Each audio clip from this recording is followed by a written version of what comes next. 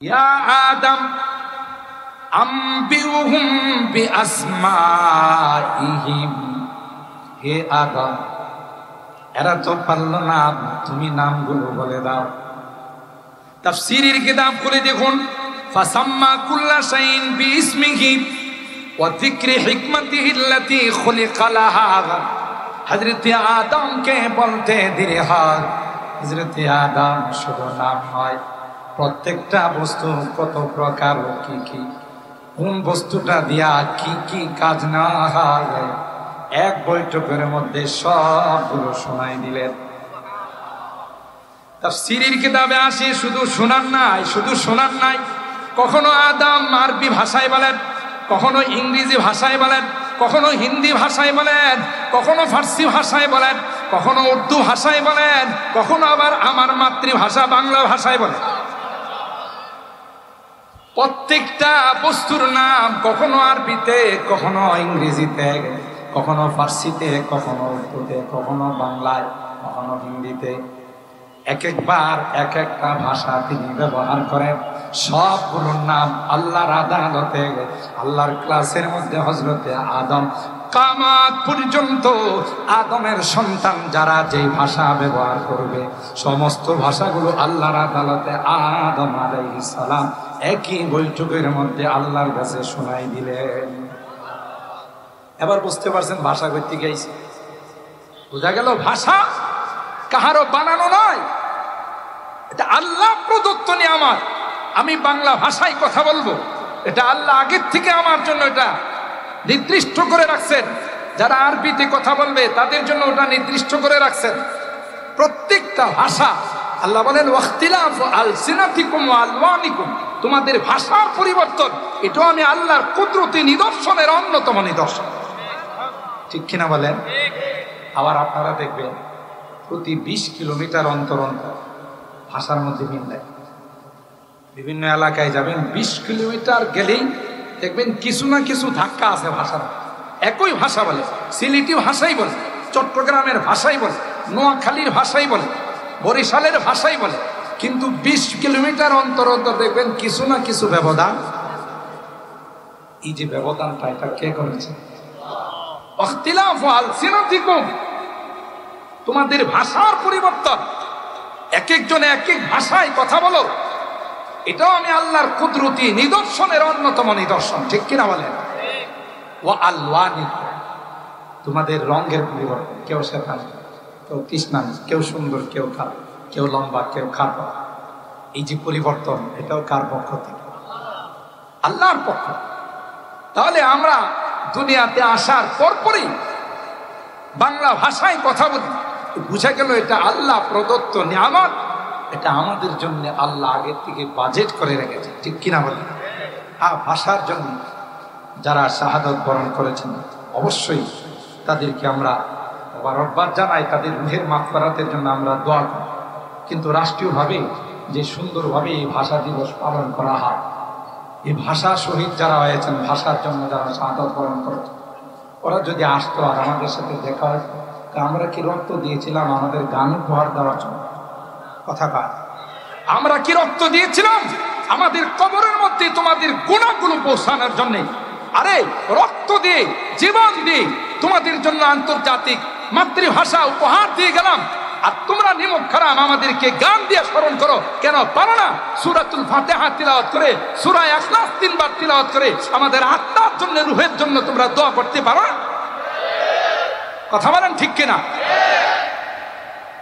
আমরা নিমক খারাম যাদের শাহাদতের কারণে, বিনিময়ে আমরা স্বাধীন দেশ পেয়েছি, বিজয় পেয়েছি, আমরা যখন তাদেরকে স্মরণ করি, রাত্রে 12টার পর থেকে শুরু হয়ে যায় গান বাজনা, বাদ্যযন্ত্র।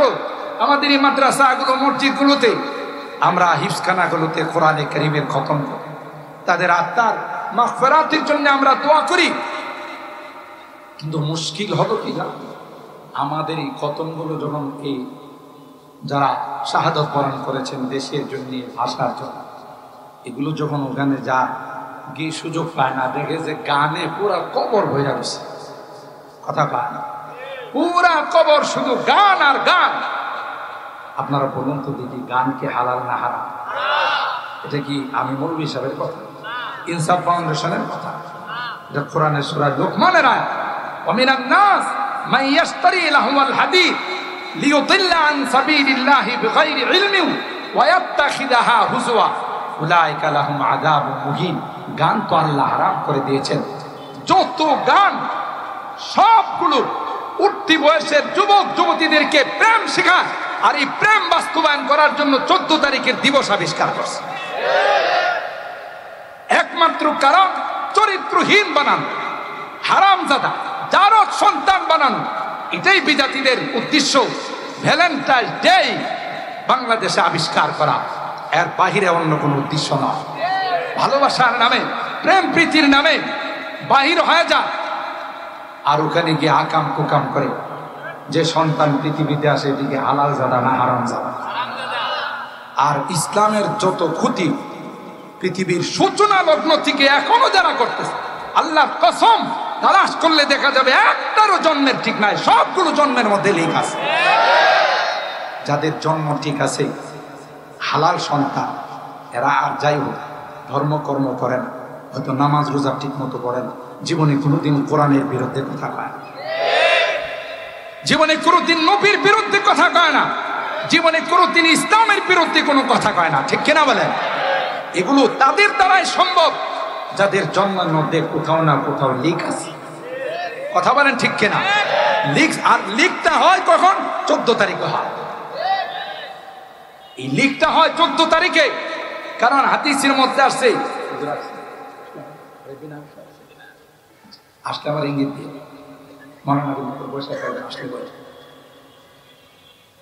এইগুলোকে হাদিসের মধ্যে আসছে, দুইজন যুবক যুবতী বেগানা পুরুষ আর নারী যখন একত্রিত হয়, মাঝখানে কে থাকে? এ ভাই বলেন বলেন, কে থাকে? আলহামদুলিল্লাহ, দেখছেন মৌলানার হায়াত আছে। বাংলা ফতোয়া আর কি? এটা আরবি ফতোয়া? এটা আরবি ফতোয়া না, বাংলা ফতোয়া।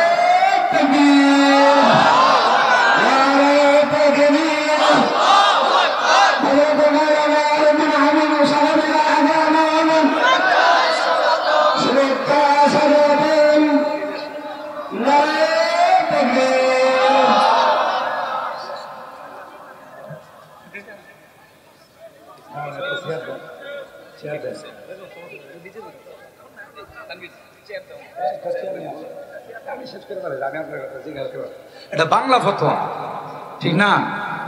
আলোচনা করলে কেউ যদি উপস্থিত হয়ে যায়, এর হায়াত আছে, বোঝা গেল মুফতি সাহেবের হায়াত আছে। কথা কয় আল্লাহ আসলে হায়াতের মধ্যে বরকত দান করেন, এলিমে আমলে আল্লাহ তাআলা বরকত দান করেন। মাশাআল্লাহ। ও ভাই, আমার কথা এখানে শেষ। আমি বলছি যে মুফতি সাহেব আসলেই আমি আমার বয়ানের ইতি টানব। সম্মানিত সুধী, এই যুবক, তোমাদের উদ্দেশ্যে বলতেছি, আমরা বীরের জাতি, আমরা তাদের মতো বংশহারা নয়। তাদের যে কোনো কালচারে আমাদেরকে নিমজ্জিত হলে চলবে না। ঠিক কিনা বলেন? আমরা ছাগলের 3 নম্বর বাচ্চা মাছ, আমরা বীরের জাতি, আমরা মুসলমান। আমাদের চরিত্রহীন করার জন্য এই 31 নাইটের আবিষ্কার করা হয়েছে, ভ্যালেন্টাইন ডে আবিষ্কার করা হয়েছে। ঠিক কিনা বলেন? এই জন্য আমাদেরকে সতর্ক থাকতে হবে, কোনোভাবেই যেন আমাদের চরিত্র হনন করতে না পারে, আমাদের জীবন যেন শেষ করতে না পারে। শেষ কথা, সূরা আনবিয়ার যে আয়াতখানা আমি তেলাওয়াত করেছিলাম, ওয়ানাদাউল মাওয়াজিনাল কিসতা লিয়াউমিল কিয়ামা ফালা তুযলামু নাফসুন শাইআ, এই দেশের পট পরিবর্তন হওয়ার সবচাইতে বড় কারণ হলো জুলুমে চতুর্দিকে ছেয়ে গিয়েছিল। কথা বলেন ঠিক কিনা?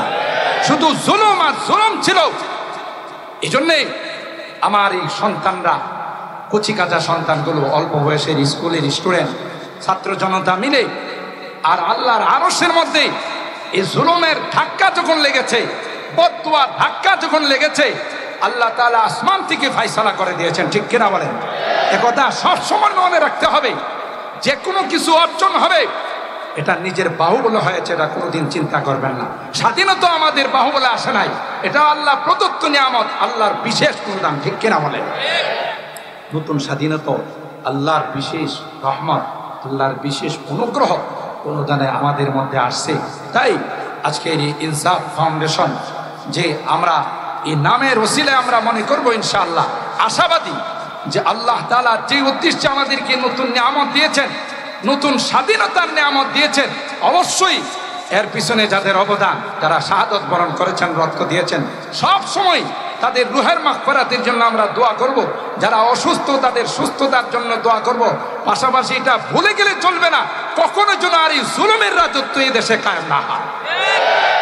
ইনসাফ ভিত্তিক যেন এই রাষ্ট্রের মধ্যে সবকিছু চলে, এবং আমরা দোয়া করব, দাবিও জানাবো, চেষ্টাও করব যে এটা কোনোদিন সম্ভব না যতদিন পর্যন্ত কোরআনী শাসনে দেশে কায়েম না হয়। কোরআনী শাসন আসবে, জান্নাতে হাওয়া বিরাজ করবে। কোরআনী শাসন আসবে, ইনসাফ ভিত্তিক রাষ্ট্র পরিচালনা হবে। আর কোরআনী শাসন ছাড়া মানব রচিত তন্ত্র মন্ত্রের দ্বারা কোনোদিন ইনসাফ আসতে পারে না, কোনোদিন ন্যায় বিচার প্রতিষ্ঠা হতে পারে না। কথা বলেন ঠিক কিনা?